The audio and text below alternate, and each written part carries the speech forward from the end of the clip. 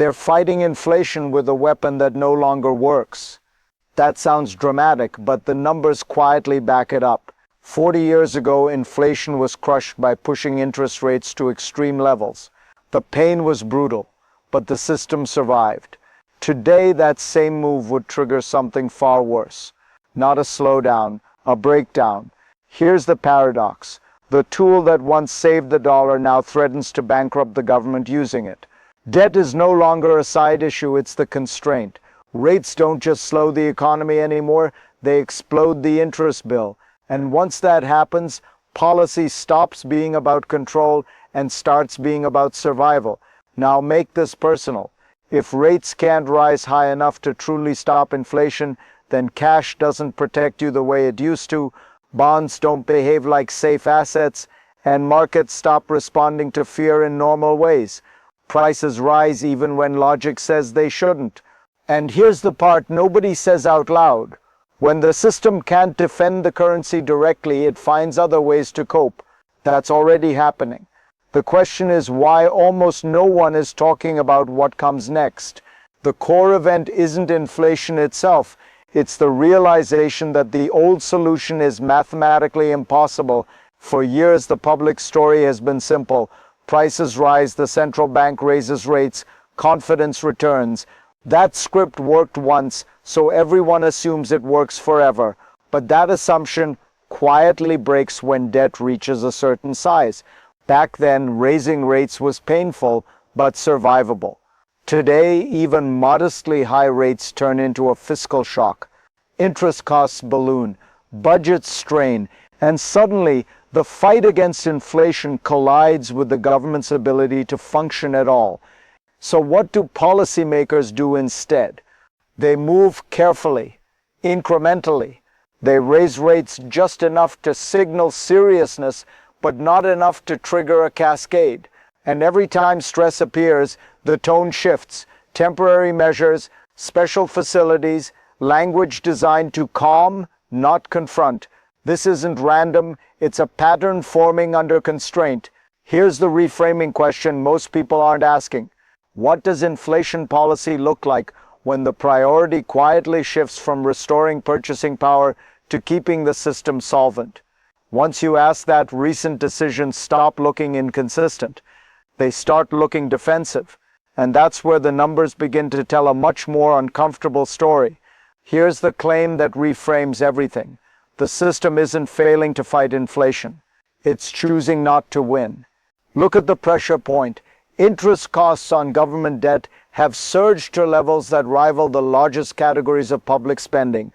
That means every rate increase doesn't just cool demand, it directly drains the budget. The higher rates go, the faster that drain accelerates.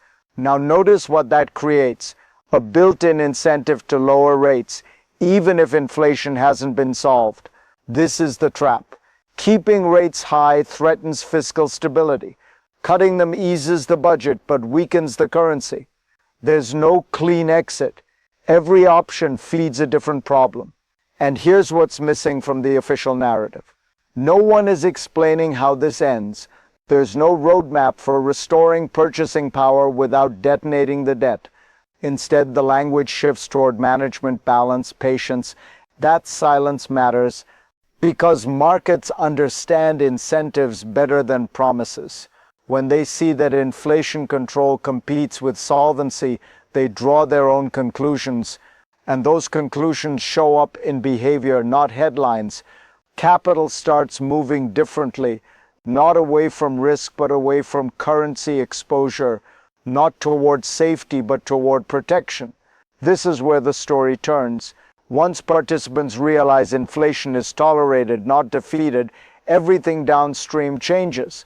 And the next layer makes that shift impossible to ignore. Once that choice became clear, the environment stopped behaving the way people expected. Historically, high inflation triggered discipline. Rates stayed high long enough to force a reset. Spending slowed, speculation broke, confidence was rebuilt through pain. That process was ugly, but it was decisive. This time, decisiveness disappeared. Instead of holding pressure, the system flinched. Each sign of strain was met with accommodation. Each hint of instability produced a safety net. What used to be emergency intervention started to look routine. That normalization is the escalation, because when markets sense that tightening has a limit, behavior shifts.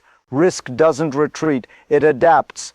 Leverage doesn't unwind, it relocates. Excess isn't purged, it's postponed. This isn't a comparison to some distant era, it's a structural change. The system no longer enforces discipline through collapse. It enforces stability through containment. But here's where the story flips. Containment doesn't remove pressure. It redistributes it over time. And pressure that isn't released doesn't disappear. It accumulates. That's why outcomes feel distorted, why asset prices stay elevated, why inflation lingers even as growth slows. And once that distortion becomes the norm, the next phase isn't debate or denial, it's repricing. Here's where the evidence gets harder to ignore. Despite repeated claims of restraint, the system remains locked in negative real returns. Rates may have risen on paper, but inflation continues to outrun them. That means holding cash or government debt guarantees a slow loss of purchasing power, not in theory, in practice. In the past, this was the breaking point. When real returns turned positive, capital rushed back into currency. Gold collapsed. Confidence snapped into place. That's what ended inflation cycles before. This time, that mechanism never engaged.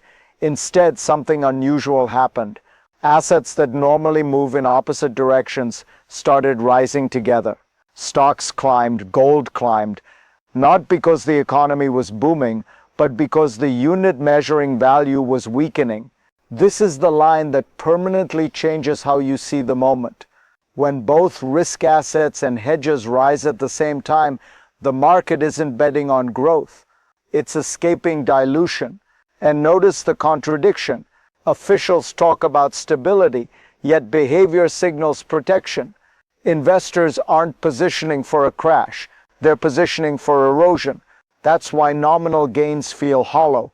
Portfolios go up, but life doesn't get cheaper. The illusion of prosperity masks a transfer happening quietly underneath. This is no longer about timing a cycle, it's about understanding the environment. And once you see that, the next development stops looking accidental. While that illusion holds on the surface, something very different is happening underneath. Large institutions aren't debating narratives, they're repositioning. And the shift isn't subtle. Central banks have been accumulating physical gold at the fastest pace in decades, year after year, regardless of price. Not trading it, not timing it, absorbing it. That behavior matters because these actors don't chase returns. They hedge system failure. Notice the detail most people miss. This buying isn't sensitive to headlines or market dips. It continues whether prices are low or high. That signals urgency, not speculation, and it creates a structural floor under the market that didn't exist before. At the same time, the composition of global reserves is changing. Reliance on government debt is quietly shrinking. Hard assets are taking its place. That's not a vote against growth. It's a vote against currency risk. Now stack the pressure. Retail investors debate tops and bubbles, while the largest balance sheets in the world are preparing for instability. Not collapse tomorrow, but fragility over time. This is where speed matters, because when institutions move first, they don't announce it. They let the rest of the market catch up later. And by the time it becomes obvious, positioning is already done. That raises the question that leads into the next phase. What else is changing behind the scenes, structurally, that almost no one is talking about? At this stage, the consequences stop being abstract, because this is where structure collides with daily life. When cash steadily loses value and safety assets no longer feel safe, behavior changes quietly. You don't panic, you adjust. You stop trusting long-term promises. You shorten your horizon. You look for things that hold up, not things that perform well on paper. That's why this doesn't feel like a classic crisis. There's no single shock, no clear moment of collapse, just constant friction, prices that don't come down, returns that look good but feel meaningless, planning that gets harder, not easier. And here's the human detail most coverage misses. When people sense erosion, they don't rebel. They withdraw. They conserve. They become defensive without fully realizing it. That shift ripples through spending, hiring, investment, and trust. You can feel it in hesitation, in delay, in the sense that something is off, even when markets say otherwise. If that feels familiar, say so in the comments. Because when enough people start protecting instead of building, the system doesn't break. It stiffens, and stiff systems don't adapt smoothly. They transfer stress, and that brings us to the mechanism that allows all of this to continue without resolving. What keeps this going isn't ignorance, it's design. Modern financial systems are built to avoid sudden failure at almost any cost. They absorb pressure through intervention, regulation, and messaging rather than resolution. When something strains, it's supported. When something wobbles, it's stabilized. The goal isn't correction, it's continuity. That creates a powerful incentive loop. Banks learn that survival depends on alignment with policy, not resilience. Markets learn to read tone instead of fundamentals. And risk doesn't disappear. It migrates into places that feel safe until they aren't. Here's the unsettling insight. When discipline is replaced by management, instability doesn't show up as collapse. It shows up as distortion. Prices stop sending clean signals. Rewards detach from productivity, and confidence becomes performative. This is why everything feels suspended, not booming, not breaking, just held together. But systems built on suspension don't remove stress. They defer it. And deferred stress doesn't fade, it concentrates. That's why the most important moves right now aren't loud.